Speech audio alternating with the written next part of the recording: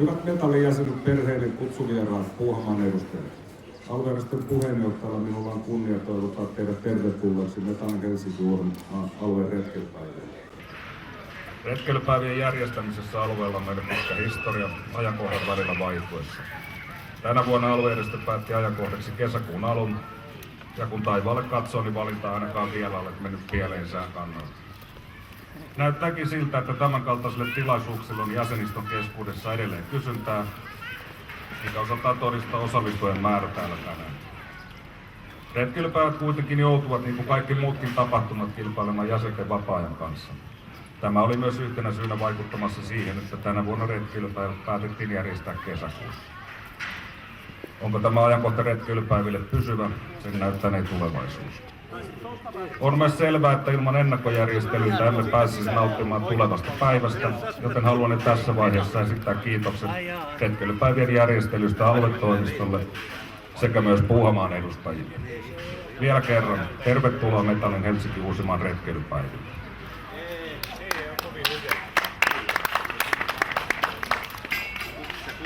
Virallisen avauksen jälkeen niin mainitsen vielä, että kulttuuriesitys alkaa tässä samassa rakennuksessa kello 11. Suosittelen käymään katsomassa. Kiitos.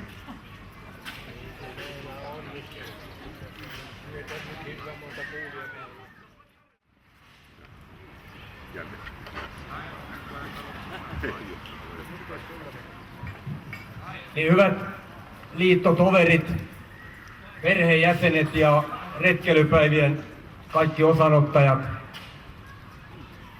Minulla on mukava tehtävä olla tervehtimässä lyhyesti teitä täällä, nimenomaan metallityöntekijöitä ja heidän perheitään. Kesä on, niin kuin sää kertoo, lähtenyt hyvin käyntiin ja jollakin ehkä jo kesälomat hyvinkin lähellä tai jopa alkaneet.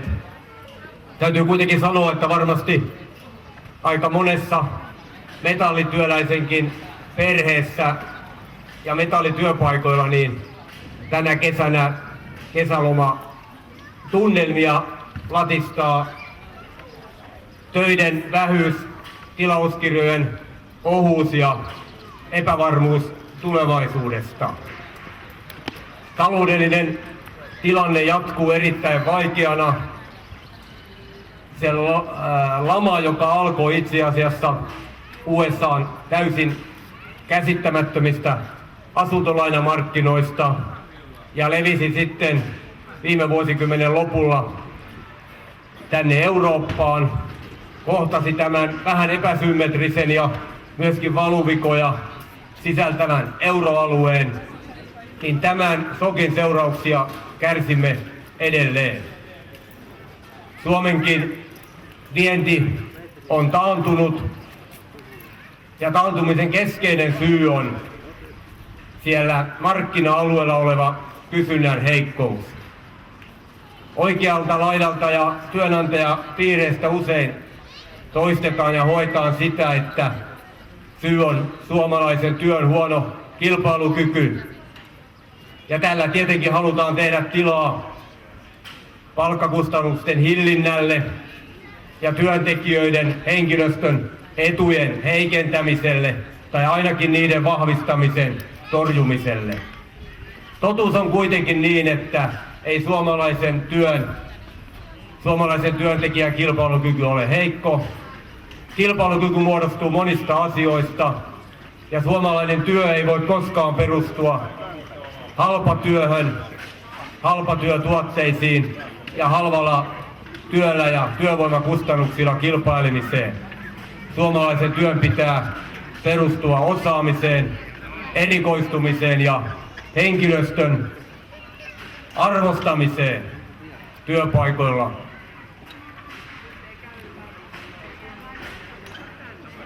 Nyt kun vuosilomalle monet ovat lähteneet ja euron ja euroalueen talouskriisi vallitsee, on muistettava, että oleellista ei ole ehkä keskustella siitä, mitkä ovat tämän talouskriisin vastuut ja niiden konkreettisuus Suomelle. Ongelma on tämä kriisi itsessään. On arvioitu, että suomalainen yhteiskunta menettää 100 miljoonaa euroa päivässä tämän taantuman seurauksena. 100 miljoonaa euroa menetettynä tuotantona, menetettynä vientituloina, menetettynä verotuloina yhteiskunnalle. Ja tästä on kysymys ja sen vuoksi on tosi tärkeää, että pyritään tämä taantuma katkaisemaan ja pääsemään pikkuhiljaa kasvun tielle. Valtiovallan on oltava aktiivinen omissa toimissaan. Itse tietysti entisenä telakkamiehenä olen paljon kantanut huolta telakkateollisuuden tämän hetken vaikeuksista. Ja onneksi niissä nyt on kuitenkin tehty toimenpiteitä myöskin valtiovallan toimesta ja pikkasen valoa tunnelin päässä telakkateollisuuden tulevaisuuden osalta on. Yksi ajankohtainen huolenaihe täällä Uudellamaalla on Sisun tilanne Raaseporissa. Sisun henkilöstö ja raaseporilaiset huokasivat helpotuksesta aiemmin, kun uusi raskaiden kuorma-autojen hankinta muuttui puolustusvälinehankinnaksi siviilituotteista. Nyt kuitenkin sitten armeija on päättänyt kilpailuttaa tämän hankkeen siitä huolimatta, että se on puolustusvälinehankinta. Ja tämä tuo tietysti riskin. Pysyvätkö tilaukset, pysyvätkö tämän kuorma-autohankinnan työpaikat Suomessa ja Karjaalla? Kyselytunnilla viimeksi torstaina tätä puolustusministeriltä penäsin, että kilpailutuksesta huolimatta on varmistettava työpaikkojen turvaaminen ja tilauksen saaminen. Suomalaiset ovat usein näissä hankinnoissa vähän paavillisempia kuin paavi itse. Ei ole väärää itsekkyyttä eikä kotiinpäin vetämistä, että esimerkiksi kilpailutuksessa laaditaan kriteereitä niin, että tuotteisiin laitetaan sellaisia ominaisuuksia esimerkiksi suomalaisesta ilmastosta ja muista olosuhteista johtuen, jotka tukevat julkisten hankintojen Suomessa pysymistä ja Suomeen saamista. Ja tässä tarvitaan jatkuvasti valtiovallan aktiivisuutta. Mutta hyvät ystävät, lopuksi vielä siitä, kun aika paljon käydään tänä päivänä keskustelua, että kuka se on duunarin puolella ja kuka se on työmiehen puolella. Ensinnäkin täytyy muistaa, että vuosikymmenten ajan kaikki ne edut, se turva, joka työpaikoilla ja työelämässä vallitsee, niin se on syntynyt vain ammattiyhdistysliikkeen ja poliittisen työväenliikkeen kamppailun tuloksena. Mitään ei ole ilmaiseksi saatu, mitään ei ole ilman kamppailua saatu aikaan. Mutta tätä kamppailua pitää jatkaa. Pikkasen ihmetytti, kun EUta niin usein moititaan. Ja kun EUsta tuli yksi myönteinen asia, eli vaatimus siitä, että vuosilomalakia pitää korjata niin, että duunarin ei tarvitse sairaana viettää vuosilomaansa tai yrittää saada 7 päivän yhtenäistä sairaslomaa, jotta vuosiloma siirtyy. Niin eduskunnassa kun tästä äänestettiin siitä, että on oikeus viettää loma lomana ja jos sairastuu, niin loma siirtyy, niin tätä äänesti koko keskustan eduskuntaryhmä yksimielisesti vastaan ja samoin perussuomalaisten eduskuntaryhmästä yli puolet. Tämä on hyvä esimerkki siitä, kuka asettuu tällaisenkin asian osalta työntekijän puolelle, työntekijän oikeuksien puolelle ja kuka automaattisesti valitsee sen työnantajan puolelle. Näissä merkeissä teille kaikille oikein hyvää retkeilypäivää. Nauttikaa täällä Puuhamaassa koko perheiden voimin. Oikein hyvää ja rentouttavaa kesää ja kesälomaa ja tehdään yhdessä työtä edelleen suomalaisen työn ja työpaikkojen ja yhteiskunnan eteen.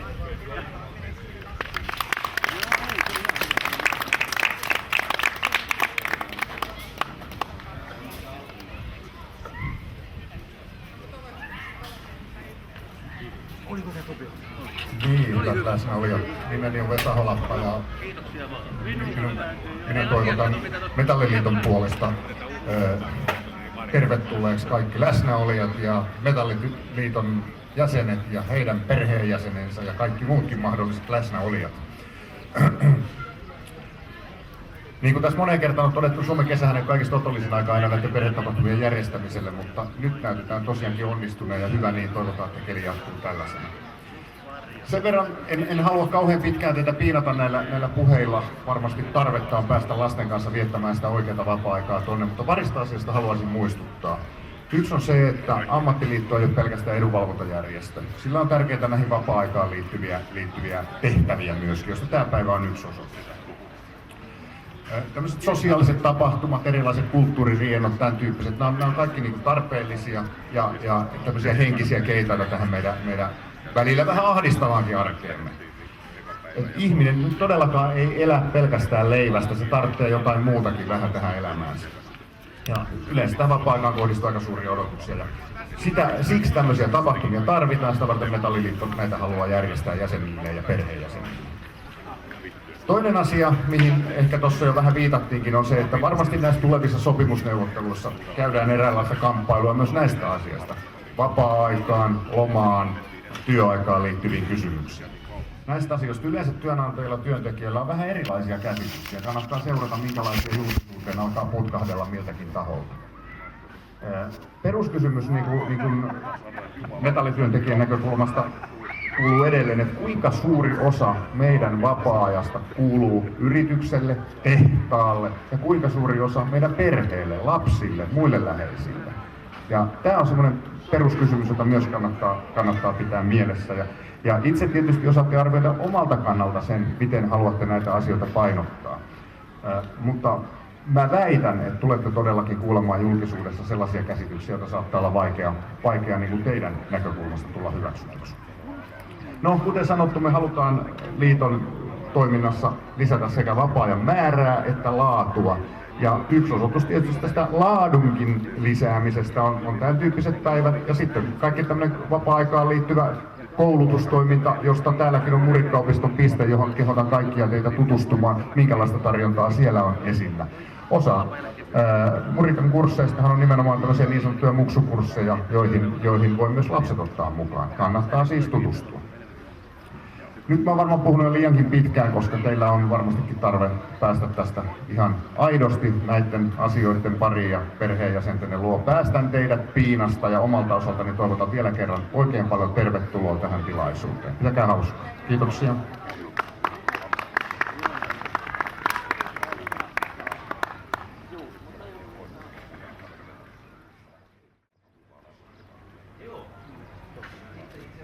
No niin, aurinkoista päivää teille kaikille metalliliittolaisille näin Puuhamaan ja Puuhan Allenkin puolesta.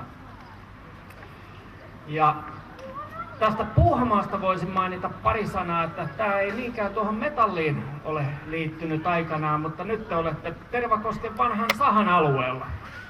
Ja tämä pyöri tässä muistaakseni vuoteen 1983 asti täällä tukkia sahailtiin ja sen jälkeen tähän sitten vaihdettiin vähän toimialaa ja siirryttiin tänne huvittelupuolelle. Ja 84 vuodesta asti ollaan tätä Puuhamaata tässä pyöritelty.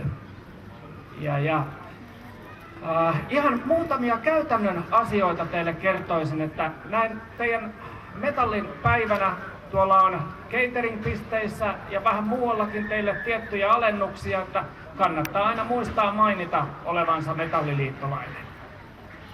Ja päivä jatkuu täällä ihan tuonne kello 19 asti ja sen lupaan, että allasvedet on vähän kelienkin avustuksella saatu erittäin lämpimiksi teille, että ei muuta kuin loppupäiväksi pulikoimaan. Tervetuloa!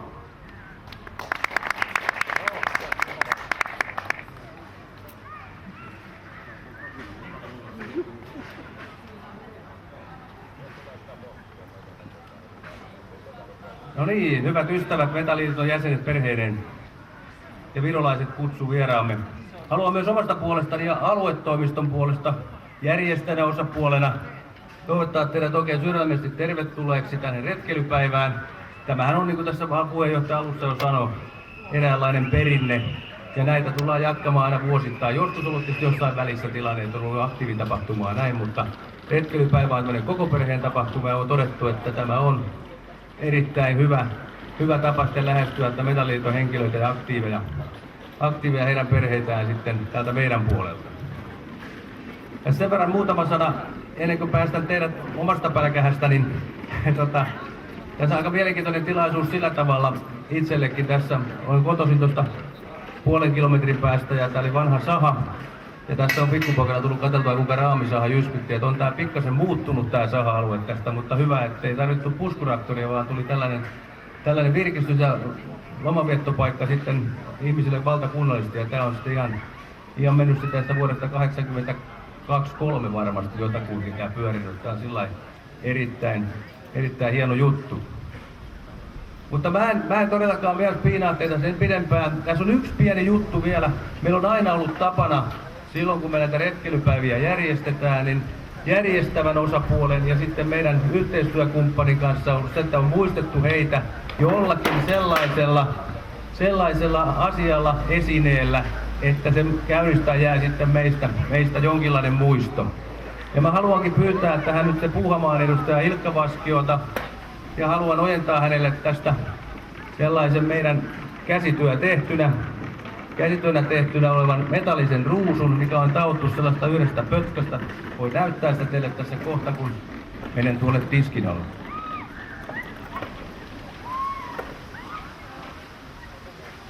Kysymys on tällaisesta teräsruususta, mikä on yhdestä aihiosta taottu yhdellä kertaa, ja tämä on koristesepän takoma, ja tämä on meistä erittäin tämmöinen pitkäkestoinen.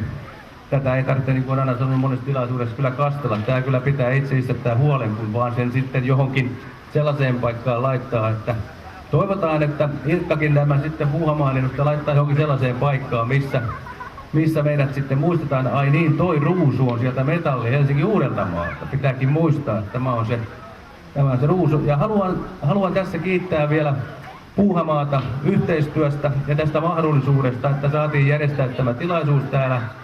Ja säät ainakin suosii, en tiedä kuka on tilannut, mutta säät on onneksi hyvät, koska tää on aika semmoista summa peliä hyvin äkkiä, että vettä voi tulla taivaan täydeltä tai sitten olla tämmönen hieno keli kuin nyt.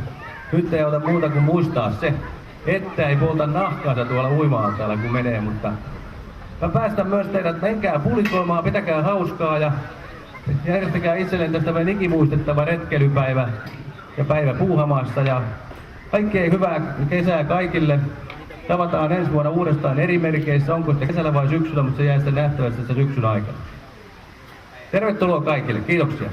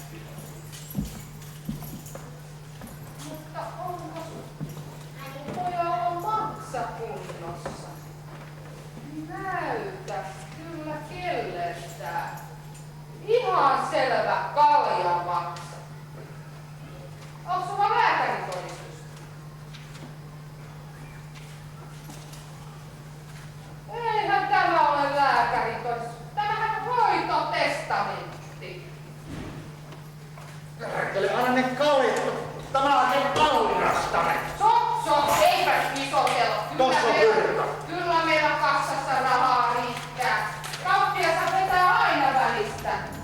Heppoka kalja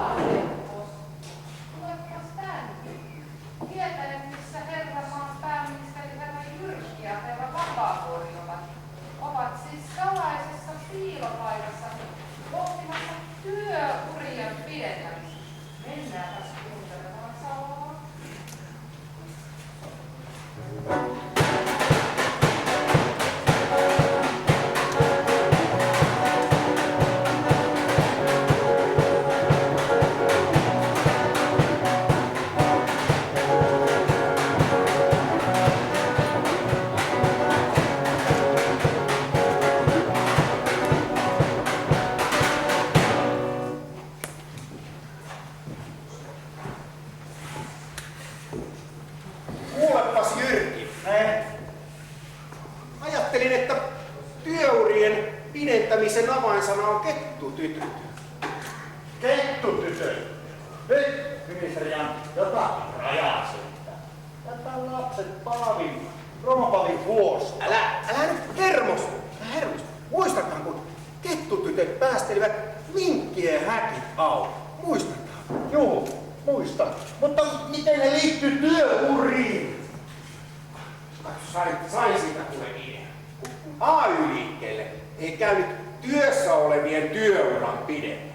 Niin hoidetaan homma ovelasti toisinpäin. Suomessahan on tuhansia vanhusten taloja. Vannusten taloja? Mitä se nyt meinaa? Katsopas, kun me käymme yöllä avaamassa vanhusten talojen häkit auki. 10 000 vanhusta säntää Suomen luontoa, niin alkaa jopa maahanmuuttajatkin kiljojen anelemaan turvapaikkaa kotimaista. Hyvä, vantaisenne idea, Jan. Maahanmuutto-asia hoittuu.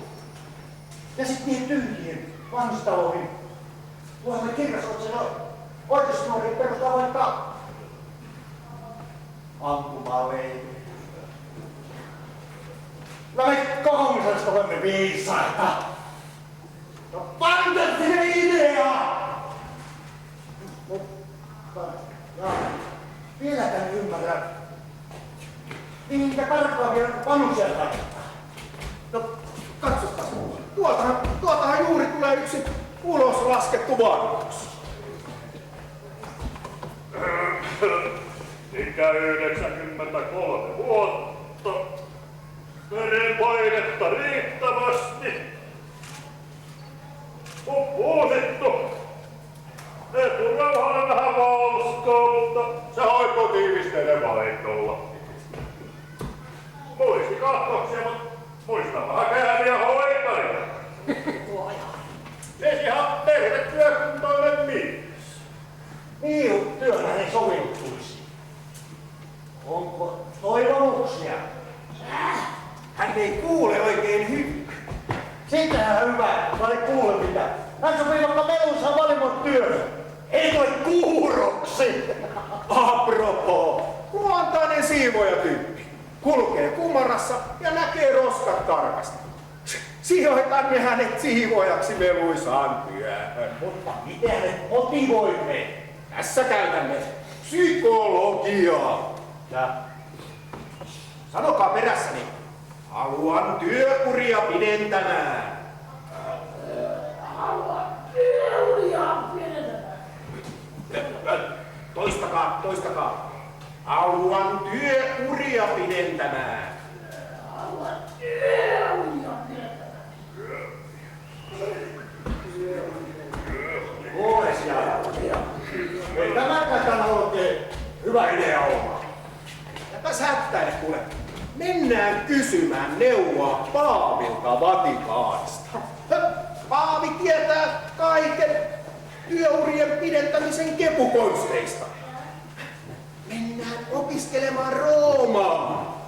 Otetaan savukone mukaan. Se on fantastista. Joka päivä töitä teen, joka ainoa seitsemäksi menen. Kaiken mä siksi vaan, koska kultaista jaksa olla mun oman näin. Ajat oli huonot, kun mä olin nuori, niin ei minä tässä auta. Lukuhommat riitti, vilu sekä nälkä.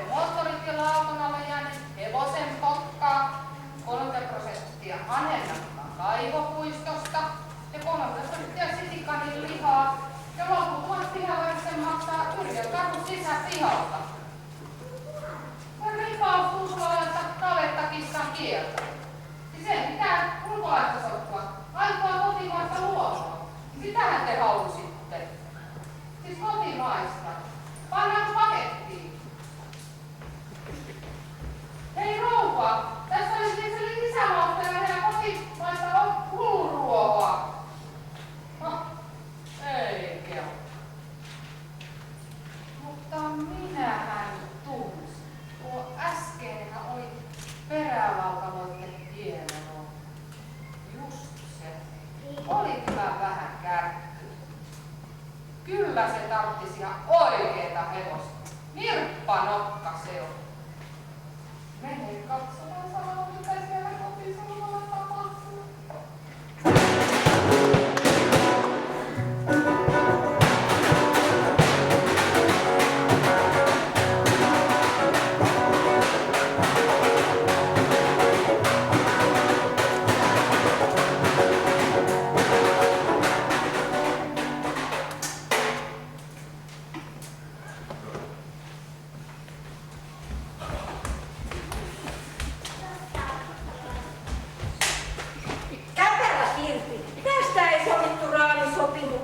Olette seksikkä hyvän näköinen ja oot käynyt kampaajallakin. Sinäkin siinä irvit. Minä olen niin pahalla päällä. Ilman lopusta. Mitä on tapahtunut? Kytät kärkky. Kampaajalta tullessani pysäyttivät 50 alueella ja antoivat minulle vielä sakotkin katolle. Hävytöntä käytöstä. Just joo. Aivan 50 alueella yli nopeu. En mä tiedä. Enkä ajanut. Se poliisin retkäkin vielä kehtäs sanoo, että on rouva tainnut ylittää jo 60. Ajattele. Mutta minä sanoin sille, etten ole ylittänyt vielä 60. Tämä kampaus vaan tekee minut yli 60 näköiseksi. Älä ole murheellinen. Mitä rakastet? Eikä rakastella. Sitä paitsi sun perälauta vähän vuotaa. Eikä sun pikkutappi siihen mitään auta. Mut sulta, rikkikaupassa sovittiin, että paikallinen seksiellä jaetaan sentin tarkkuus. Just joo, ei mennä sänkyyn. Jaetaan vaan tasasuuruuden saamattomuus sekä molempiin. Just joo. Mut hei, nostappa salaa. Ei katsotaan. Ei just, mitä tätä aina on. Minä kun yritän myöntää kotitukosopimusta, niin sinä heti suutut. Nyt tarttis mulla orjouhu. Tavallaan suututa, että pääsisit illalla Tallinnan laivalle jälkimarkkinoita katsomaan. Mutta etpäs lähdekään. Minä vaadin salaisen lippuäänestyksen ja siinä nähdään, kuka lähtee ja minne. Kuules nyt, rouva perälauta. Meidän perheen neuvotteluasema on tämä. Minä tulin sentään varakkaasta liitosta, kun mentiin aviin. Sinä tulit minun tiimi. Sinun pitää muuta kuin paljon takapuu. Kuule, saatto niin ollakin, mutta sitäkäs ensin on tarvittu. Kyllä me kuultiin. Älä välitä tutsukka. Kutsutaan paikalla taas käynnissä kehityskeskustelu. Pitäisköhän soittaa aluetoimisto vai nuohtankohan, että ne pääsee paikalliseen sopimiseen? En soita. Ei ne kuitenkaan vastaa. Ne on aina lounalla.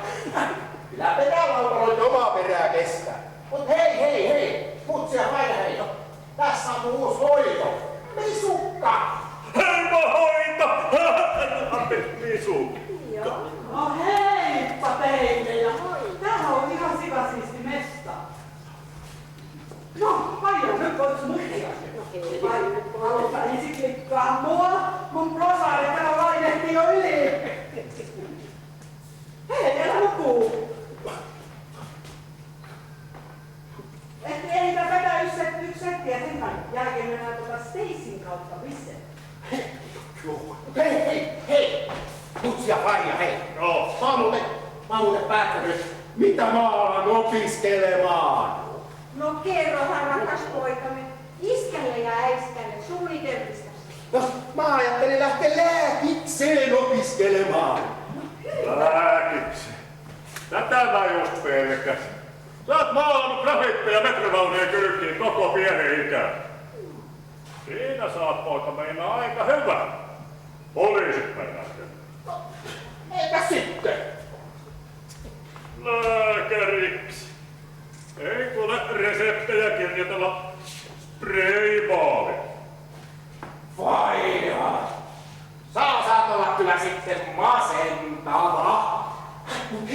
Hei, voit sä sponssaa mulle 100 kun mulla on 1 metrosakko maksamatta. Taas. Kuule, poika. Tämä on harmaata taloutta. Tästä ei kerry enää.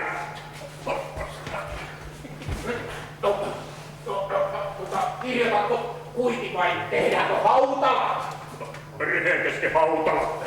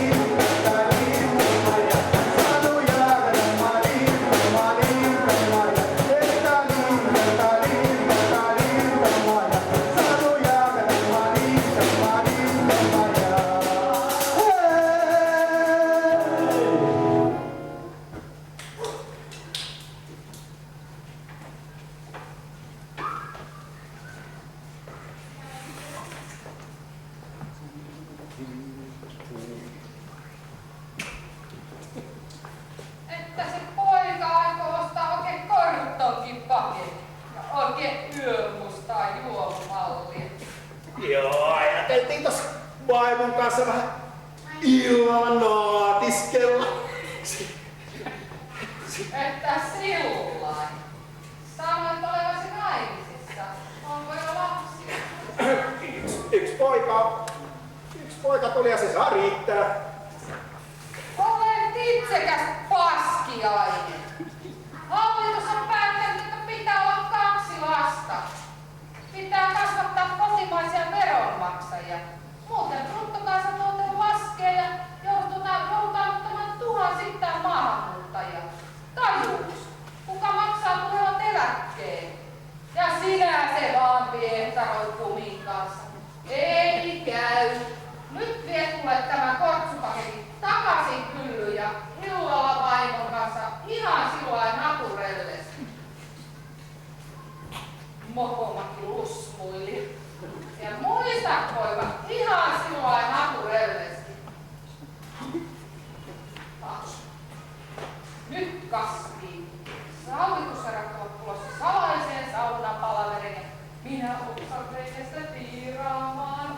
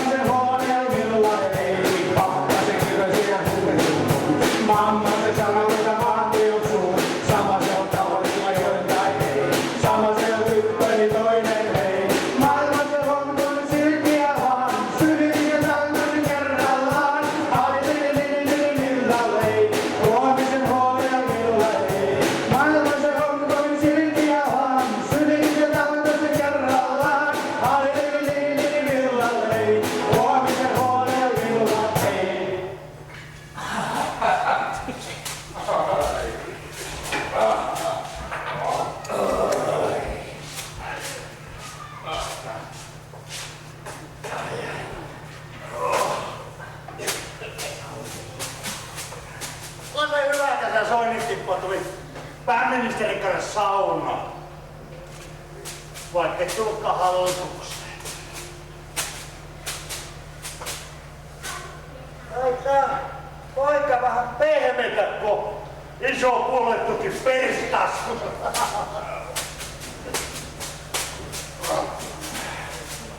Joo. Hyvin Sippa hoidit persu ja rahat turvaan. Näin elinkeinoministerinä arvostan sitä suunnattomasti.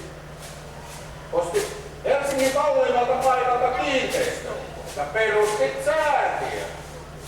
Et ostanut äänestysalueeltasi Hapomäestä.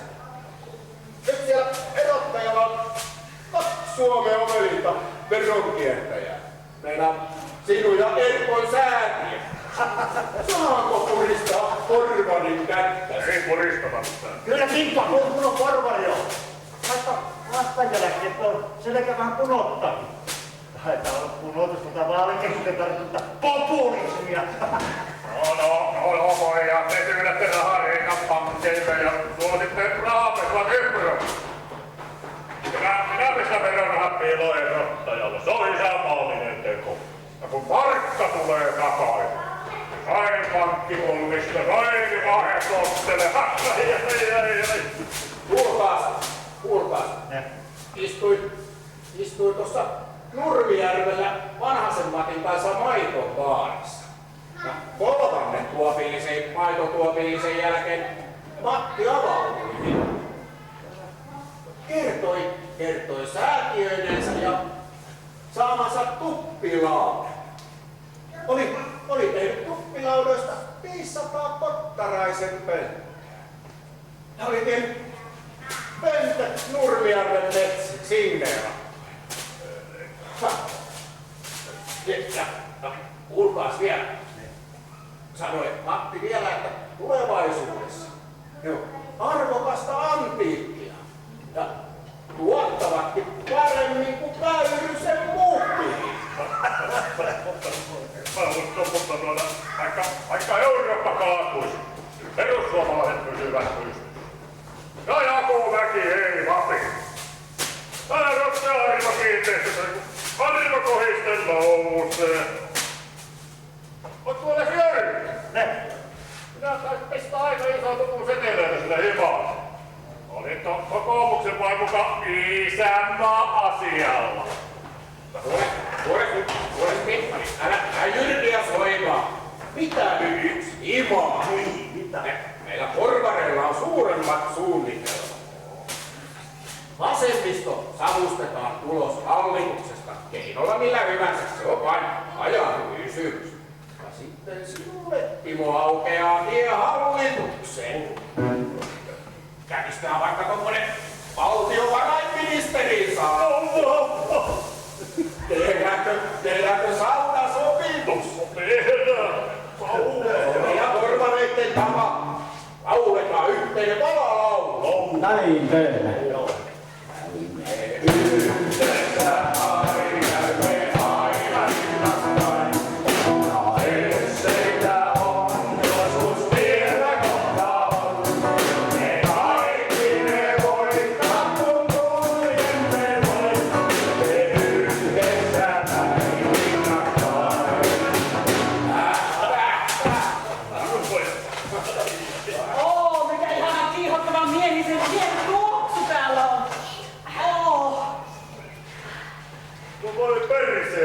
Mitä noi täällä?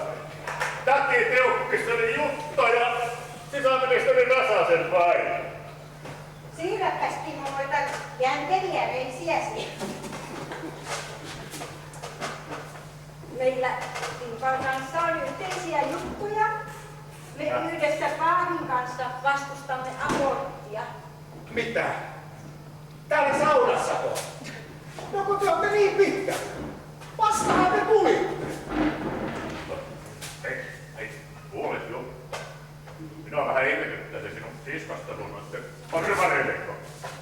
Tähän pitää sinua vasemmiston naisena hallituksessa. Missä se on? Vaalilupaukset. Entäs Forssan perintö? Oletko se joulua? Lumessa hoidin kanssa helposti oppositiooniksi, kun tää on porvarit tiukimme. No tällaisena jo vasemmistoäänet. Sitten ne latelee sitten persuja baariin. Mikä ihmeen pelurisauna se tämä oikein on? Kuulin tuonne pukuhuoneeseen, kun Jyrkin kanssa hieroit hallituskauppoja. Tämä peli ei vetele. Kuule Timo, saat vaikka tästä mun selälle. No tule vaan lähemmäksi, älä pelkää. Ei sosiaalidemokratia minusta tartu. Ei tartu niin. Audin takapenkki on hangannut sen jo pois. Mitä te naiset oikein täällä juonittelette? Mitä te saunassa teette? Lasikatto on nyt puhkottu. Me naisministerit olemme tulleet ulos kaapeistamme. Kekkosen aikaiset miessaunat ovat jo taakse jäänyttä elämää. Mitäs sanotte? Jäpöttäkää nyt siinä jätkät jäykkiin. Me tyttöjen kanssa ollaan muuten naureskeltu, että mahtaako teitä jököttää myös eduskunnan puhujapöntössä, kun niin naamanne hölmösti välillä punoittavat. Kyllä se jökötys näkyy tässä hallituspuolueessakin. Onkin te toisia niin kuin kukot tunkio. Ja sinäkin. Räsäsen päivä sisäministerinä niin lopettamassa liikkuvaa poliisia pappuineen kaikki. Rosvot saa retkeillä vapaasti. Että pannaanko Justina raiteille kaunimeelta järjestystä valvoa. Ravelo, talui! Kyllä me naiset olemme ennen pitkään muuten vallan kahvassa kiinni.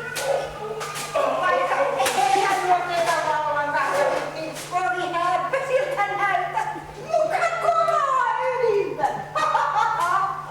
Onko teillä muna edes heittää löytyä? No, kyllä munissa löytyy. Taas täällä munista puhuu. Liikenneministeri. Herra Kyllönen. Meidän fantasiahallituksen ilopilleri. Eli sun munille sieltä. Ihanaa. Meidän hallitus on Dallas saippuasarja. Stuppo se Dallasin hymyilevä pop ja minä olen Pam Pamela. Fantastista vai mitä Jyrki? Kuulin Me ollaan hyvä pari Stubin kanssa.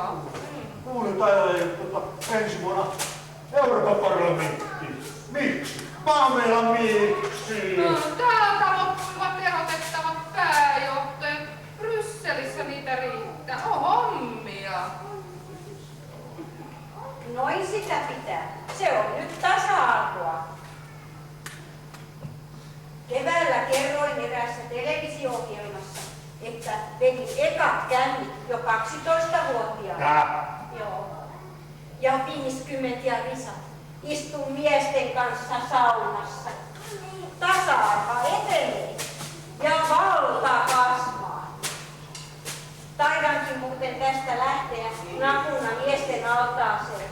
Jutta ja Merja, tulkaa mukaan. Pelkkiä nössöjä noi jätkät.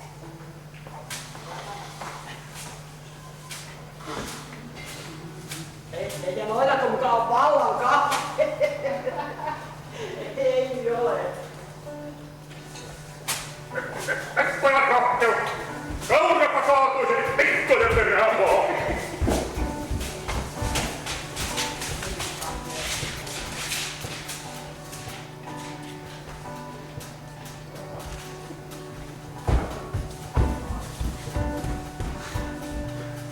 Ihanaa! Tämähän on kuin rokkipileissä. Joo, ja noi äijät, niillä on semmoinen vallan kahve mukaan olevina. Ja pääjohtajista tehdään kilometritohtia pitille. Lähetään uimaan.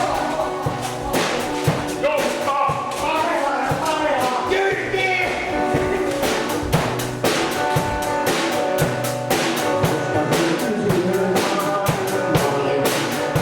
Mitä voidaan olla taivaan alla?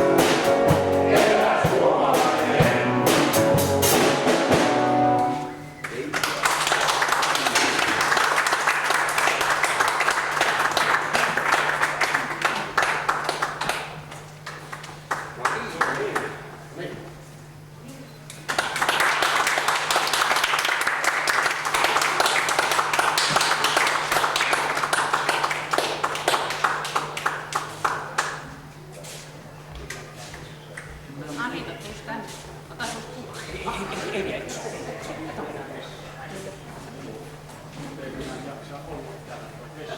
Eiköhän taputeta takaisin kabareteatteriin.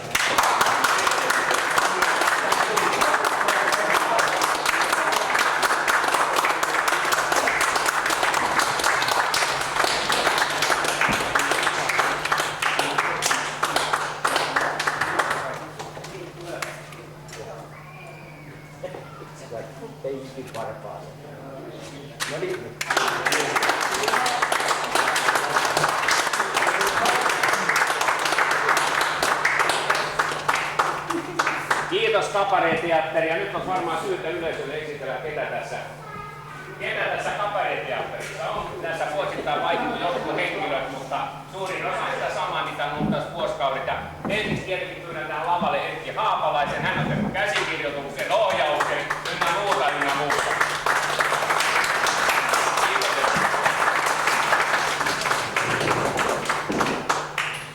Ja tosiaan tämä menee sitten DVDlle, tämä sitten menee ihan valtakunnalliseen jako ympäri EU:ta ynnä muualle. Mä nyt esittelen tässä järjestyksessä, mitä on tässä listalla näitä henkilöitä. Eli aloitetaan tästä Ingemar Bergman Karkkilasta, 35 jäsen. Hannu Sanders, Tikkurilouska 27. Ari-Pekka Hynynen, ammattiosuus 168 Vantaa. Martti Härkönen, Karkkila osasto 35. Kari Hedman, Espoo osasto 271. Anitta Luoto, Mykinkäältä osasto 58. Sanna Koritiamäki, Tikkurilouska 287. Muusikot, kitaran varressa Valeri Sokolov, ammattiosuus 77. Ja rumpuja päristi Heikki Opaskainen Kerava 42. Eli tosiaan Heikki on Tikkurilousasto 207 ja hän on vuosikaudet tehnyt käsikirjoituksia tähän ja hän osaa aina hakea ajankohtaisia asioita. Eihän tämä ollut mikään mainosjuttu perussuomalaisilla, mutta kyllä nyt tämmöinenkin asia tuli esille. Vai mitä ei? Haluatko kertoa jotain tästä käsiä? Minä en kommentoi ollenkaan. Hyvä.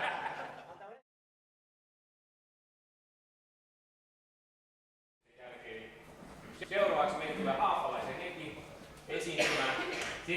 Ekistä ei koskaan tiedä, mitä se kertoo, mutta se vaan mulle sanoi, että mä tein tuota ohjelmaa Laita sienet tarinan kertojaan. Eki, ole hyvä. Kiitoksia. Olipa se kyllä aika yksityiskohtainen esitys. No niin se muuten tulee jatkokin olemaan. Pyydetty kertomaan omia ja tietysti naapurin tarinoita, biologin naapurin tarinoita ja tarkistin, että täällä ei ole ketään mun naapureita, niin ihan hyvä kertoa naapureista tarinoita. Mutta nythän on kevät ja on kutuaika, siis tarkoitan kalojen. Niin tuolla Helsingin kaupungin kauppatorin kulmilla, niin sinne 2 viikkoa sitten niin avattiin semmonen kalaravintola.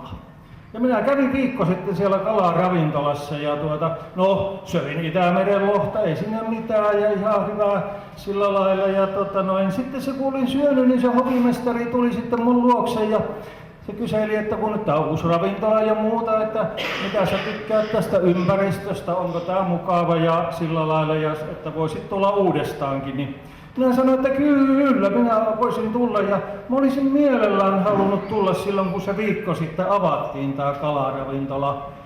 Niin se sitten ihmetteli, että no viikko sitten jo olisit halunnut tulla, että sehän on fantastista oikein semmonen, että noin innokkaasti.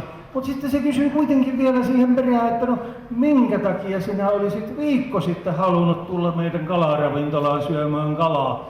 No minä sanoin vaan siihen, että tämä lohi, jota minä nyt söin, niin se varmaan viikko sitten oli vielä ihan tuoretta. No joo, se on unen näköä. Niin, unen näöstä puheen ollen, niin helmikuussa, joo, se oli helmikuussa silloin, kun muistatte, kun oli oikein pakkaset ja kovat tuiskut ja tuulet, niin minä näin unta. Mä olin jossakin kaukaisella etelän rannalla, oli lämmintä, fööntuuli puhalteli, laineet liplatteli ja siinä rannassa niin ihania naisia käyskenteli siinä rantahiekassa edestakaisin. Mutta ongelma oli se, että minä ne kaikki naiset näin semmosena hämäränä utuun. Ei mitään tarkasti näkynyt mistään. Ja kyllä se syö miestä semmoinen, kun ei näy. Varsinkin tässä iässä, kun tarvitsisi näkyä, kun ei mitään muuta enää. Niin ja seuraavana yönä sama uni, sama ranta, samat naiset siellä ja enkä näe mitään yksityiskohtia. Ja niin aamulla sitten meni Itäkeskuksen, meillä on siellä kahvila parlamentti, niin siellä pohdittiin asiaa, että kyllä se on kamala paikka niin vanhalle miehelle, kun ei edes näe. Saatiin sitten mistään muusta. Niin sitten mulle tuli äkkiä semmoinen ajatus mieleen ja menin tiimariin. Ja ostin sieltä kaikkein vahvimmat lasit, mitä vaan tiimarissa voi olla. Ja sitten kun menin iltasilla nukkumaan, niin minä laitoin ne tiimarin vahvat lasit päälle ja arvelin, että jos tämä auttaisi. Ja voi veljet, että se auttoi. Se tuli se sama uni, mutta nyt kun mulla oli niin vahvat lasit, niin minä siinä unessa näin kaikki naiset ihan tarkasti, hirmu tarkasti. Ja voi, että minä aamulla olin onnesta kyllä. Ja että ajattelin, että voi, että tämä uni kestäisi vielä pitempään, mutta eihän se tietenkään kestänyt. Mutta sen jälkeen joka ilta, kun mä menen nukkumaan, minä laitan vahvat lasit päähän. Jos unessa sattuu tulemaan jotain semmoista, jota täytyy oikein tarkasti katsoa, niin kyllä minä näen. Joo. Että tällä lailla minä kehotan kyllä, niin jos on joku uni jäänyt vähän niin kuin näkemättä, niin kannattaa hankkia vahvat lasit aina silloin, kun menee nukkumaan. No, minä olen nyt tuli mieleenkin, nuoruus, Mä olen Rautavaaralla ollut nuorena ja sitähän mainostettiin, että se on niin kuin Suomen köyhin pitäjä ja niin kuin se onkin ja on edelleenkin. Ja niin erässä tilaisuudessa sitten niin olin vähän niin kuin vastaavassa heittämässä jotain tarinaa. Kerroin, että minä olen Suomen köyhimmästä pitäjästä, niin siellä takarivissä sitten joku mulle huuti, että Eki, ei sinä olisi tarvinnut sitä kertoa, että olet köyhästä pitäjästä. Kuuleehan sen tuo jo jutuistaan. Köyhää on. No mutta en minä kerrokaan nyt Rautavaarasta, mutta kirjan kesänä kävin kyllä Rautavaaralla ja sitten kävin Kuopiossa Kuopion torilla ja sieltä pitää aina käydä Kallaveen muikkuja katsomassa, kun siellä on niistä laatikoissa myytävänä hienoja, isoja Kallaveen muikkuja. Ja siitä ihailin niitä ja siihen tuli sitten joku hieno rouva kanssa ihailemaan niitä muikkuja ja katteli vähän aikaa niitä ja sitten se otti yhden muikun kouraansa näin ja puristeli sitä ja sanoi sille myyjälle, että tämähän on ihan pehmeä lötkö. Se myyjä katsoi sitä vähän aikaa, hyvä rouva, ei se ole muikku, joka kädessä kovenee.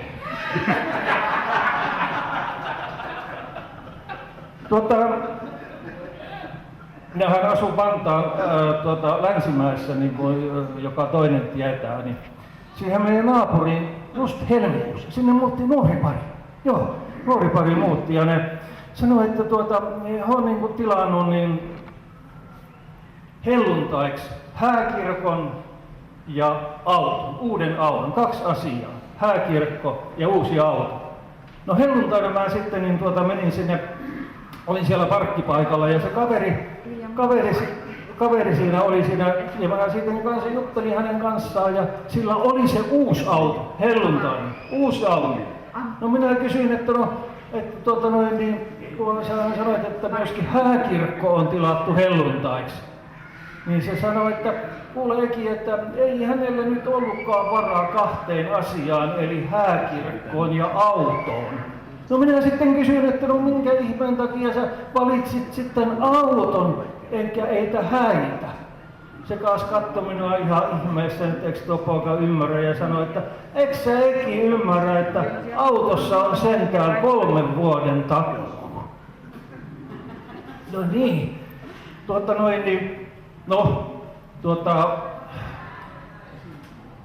mun poikani poikani poika, 8-vuotias, niin ne oli koulumatkalla, mitä nyt keväällä tehdään, niitä tutustumisretkiä milloin mihinkin. Ne kävi Pasilan poliisiasemalla tutustumassa, nämä 8-vuotiaat.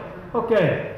Ja sitten niin se kertoi, että kun he kulki sieltä läpi sen poliisiaseman ja menivät sitten myöskin niin poliisien pukuhuoneiden lävitte johonkin toiseen paikkaan. Ja se poliisi sitten kertoi, joka johti sitä 8-vuotista porukkaa, että tämä huone on nyt semmoinen, tämä pukuhuone, tänne ei kyllä kukaan muu pääse. Niin se oli yksi intiö vielä tentannut sitä poliisia, että no eikö varmasti poliisien pukuhuoneeseen pääse kukaan muu kuin poliisi. No se poliisi oli vannonut, että ei takuulla tähän pääse kukaan muut kuin poliisi. No siellä oli joku intiö kysynyt, että no miksi sitten kaikkien kaappien ovet ovat lukossa? Kuulkaa 4.4. Te muistatte päivän keväällä 4.4. oltiin eduskunnassa ja silloin jos näitte TV-ohjelman, tuli suorana lähetyksenä kyselytunti. Ja siinä oli tämä osinkoverojuttu, josta tässäkin näytelmässä vähän viitattiin, niin oli silloin käsittelyssä ja me oltiin siellä lehterillä istumassa. Meidät oli kutsuttu aina sinne, eläkekerhoa, joka puolue melkein kutsuu meitä sinne eduskuntaan aina silloin tällöin. Ja aina me menemme sinne ja ihan niin kuin sanomme, että me tullaan ihan mielellään ja katsellaan, että kenellä on parhaat viinerit, kun ne tarjoaa, niin sitten niitä äänestetään sen mukaan. No me oltiin nyt tällä kertaa, niin ne oli demarien ryhmä muuten, joka kutsui meidät sinne eduskuntaan silloin. Ja ihan 4.4. Tämä on faktaa, eikä mitään fiktiota. Ja oltiin sitten sen lehterin jälkeen siellä ryhmähuoneeseen menossa, että mennään kahville. Ja no siinä jouduttiin odottamaan vähän aikaa ja sieltä eduskunnan ministeriaitiosta, niin sieltä tuli mikä tämä on, tämä puolustusministeri, tämä Haglund, joo se pikkumies, joo. Niin ja sitten late, siis Ihalaisen late. Ja ne jäi siihen juttelemaan ja mä kuulin kanssa tämmöisen jutun, kun se Haglund, mä arvoin, että se puhuu osinkoverotuksesta. Vielä mitä?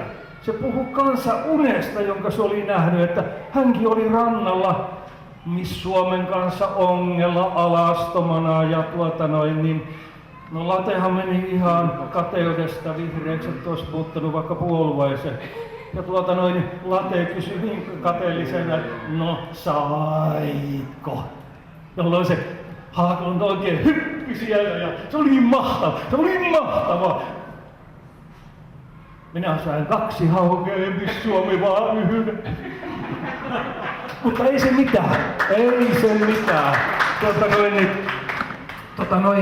Siihen sitten käppäili myöskin Kaneva Ile. Joo, se tuli jostain ja se oli aika masentuneen tuntunen. Se hitaasti laahusti siihen ja late kysyi, että no mikä miestä oikein nyt vaivaa siinä. Puolet noin masentunut, eikä tekstiviestit, eikö ne toimi. Ja late sanoi, että nyt näyttää siltä, että minä olen alkanut kävellä unissani. No late kysyi, sä oot alkanut kävellä unissani. No miten se ilmenee? No kun tänäkin aamuna heräsin omasta vuoteestani. No, tähän ihan lopuksi, niin viime syksynä olin tuolla kirjamessuilla, Helsingin kirjamessuilla, ja siellä on tää Hansel Wager vai Honsel, mitenkin se päänsä lautuu? Se antiikkimies, joo tiedätte, kyllä. Joo, ja se oli siellä esittelemässä, ja sehän on semmoinen kaveri, joka kertoo kaikennäköisiä juttuja. Ja se siinä kertoi sitten siellä, että hänen liikkeeseen sinne erottajalle, joka on siitä jostain, tai Boulevardilla, kun se nyt on se hänen liikkeensä, antiikkiliikkeensä, että sinne tuli yksi blondi, ja se katteli semmoista vanhaa ruukkua siinä ja piteli sitä käsissään ja ihaili ja katseli ja hups! Se putosi lattialle ja meni tuhansiksi sirpaleeksi se ruukku. Ja sanoi Vetsälä, hän juoksi hätääntyneenä sinne luokse, että Herra Jumala, kun se on 400 vuotta vanha ruukku ja nyt se meni rikki. No se blondi oli ollut ensin vähän surullisen näköinen, mutta kun kuuli tämän, se tuli ihan iloiseksi ja sanoi, no olipa se hyvä, että se oli niin vanha. Minä kun luulin, että se oli uusi. Kiitoksia.